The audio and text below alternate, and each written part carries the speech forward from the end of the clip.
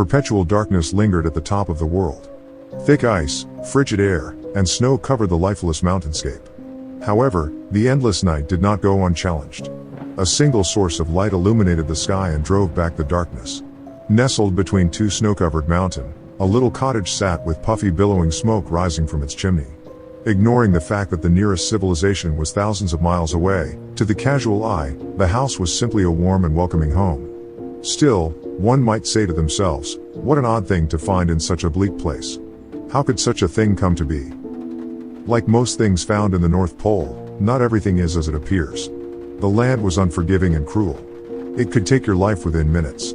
Only a select number of creatures were given permission to live in this harsh and relentless wilderness. All others who entered this domain did it of their own accord, such as the residents of this tiny little home. However, these individuals were like no other, and with a little bit of magic at their disposal, they lived happy and joyful lives. At first glance, it would appear it was nothing more than a simple, ordinary home inhabited by an elderly couple who loved each other dearly.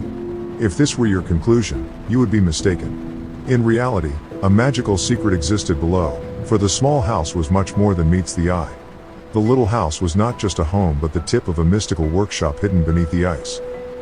For centuries, children around the world found joy from the efforts of the hidden workshop.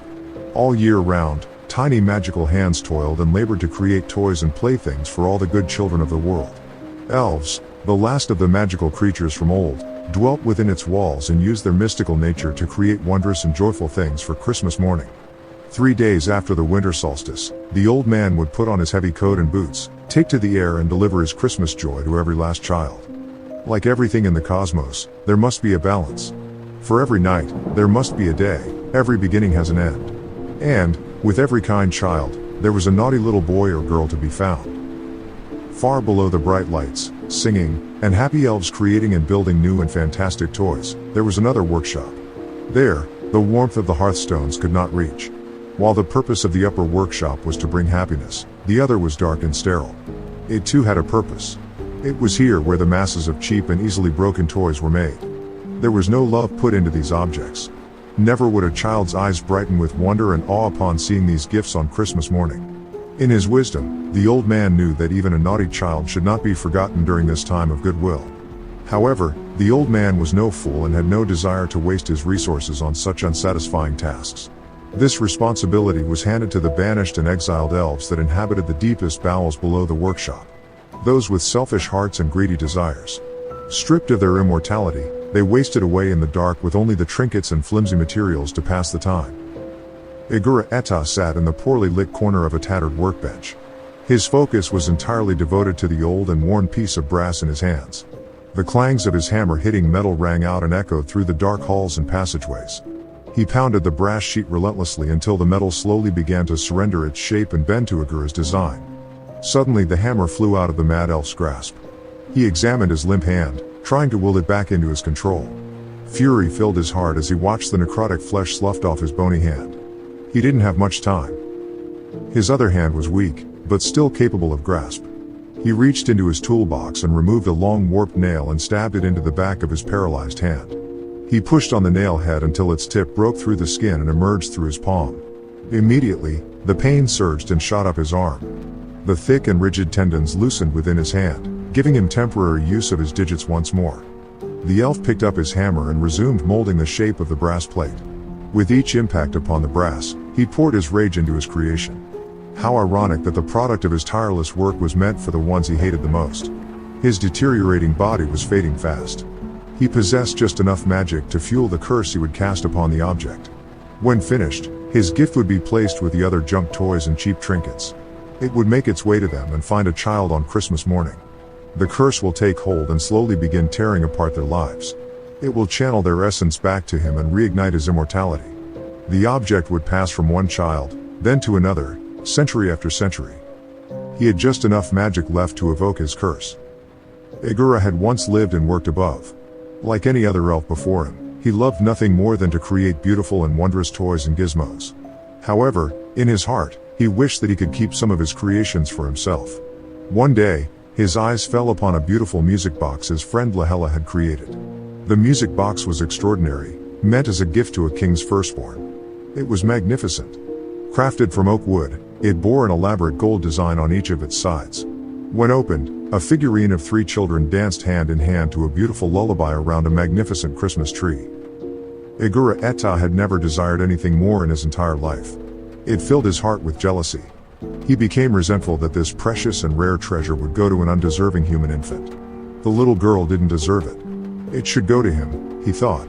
So, under cover of darkness, Igura slipped into the work area and took the music box. Unable to sleep and anxious to put the finishing touches on his prized creation, Lahela decided to return to the workshop. To his surprise and shock, he caught the elf attempting to steal the special music box. Lahela was enraged, for greed and thievery amongst elves were extremely offensive and not tolerated. Igura begged his friend not to report his transgression, but Lahela was unmoved by the pleas and turned to tell the others of Igura's crime. Desperate, Igura did the only thing left for him to do. He grabbed a hammer and brought it down on his friend's head over and over again until no more life remained in the broken body. Despite his meticulous efforts to conceal his crime, he could not escape the sight and wisdom of the old man. Humiliated and dishonored, the elf was banished from the workshop and his precious music box was taken from him and given to the little princess. Stripped of his immortality, Igura Eta was cast into the cold and dark corridors of the other workshop to spend his remaining days, never to create a beautiful thing again.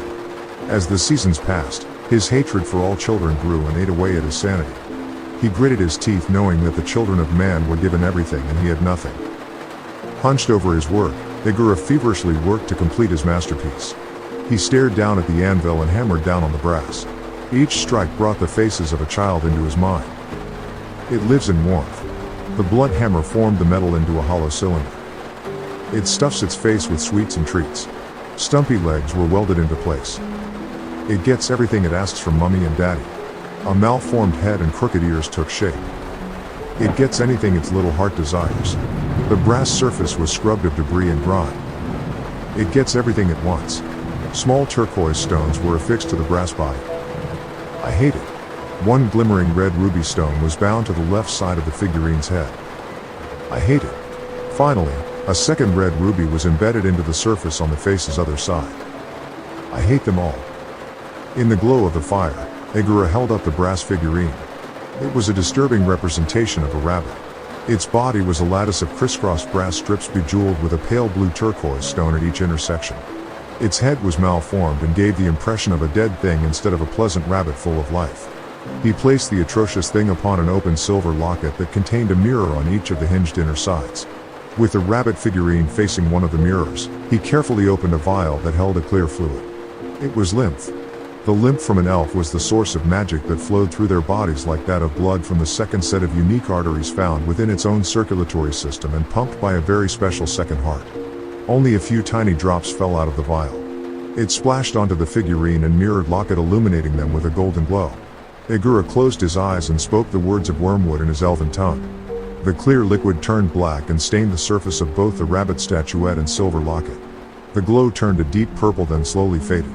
Pleased with the outcome, he gently placed a cloth over the object without making eye contact to obscure it from sight and ever so carefully placed it in a small box decorated with holiday cheer. Finished with his work, Igura turned to leave, pushing past the corpses of several elves hanging upside down from the support beams of the other workshop. Their lifeless bodies drained completely of every last drop of magical lymph from slit throats. Igura's calculation had been correct. He had just enough magic to fuel the curse placed on the object. The mad elf smiled and began to laugh. For the first time in a very long time, Igura Eta's heart filled with anticipation at the approach of Christmas morning. The little girl sat in a large pile of torn wrapping paper from the many gifts she found under the Christmas tree. On the morning of December 22nd, Gabby awoke earlier than everyone else. She went downstairs and glared at the many presents that continuously tempted her. It was as if they teased and mocked her every time she looked at the colorful and beautiful wrapping paper. She would receive such a terrible scolding from her parents, but she couldn't wait any longer. At first, it would only be one gift she opened. Then it became two, then another and another. Before she knew it, all of her presents had been opened. Despite getting everything she asked for, the desire for more still was not satisfied. When Gabby stood, a small gift next to the base of the Christmas tree caught her eye. She could have sworn it had not been there before. The wrapping paper was worn and yellowed with age. Written in big words was a tag that said, "To Gabriella." It was like no other, and she surely would have seen it before now. Puzzled, She removed the wrapping paper and found a box that contained a smaller sealed box and a scroll.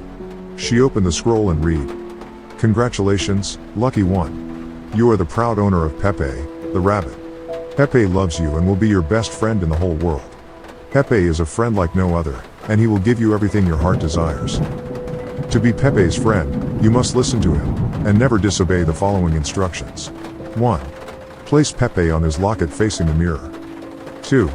Never look Pepe in the eyes. He is ever so bashful and only likes to see you through his mirror. 3. You may ask anything of Pepe 3 times.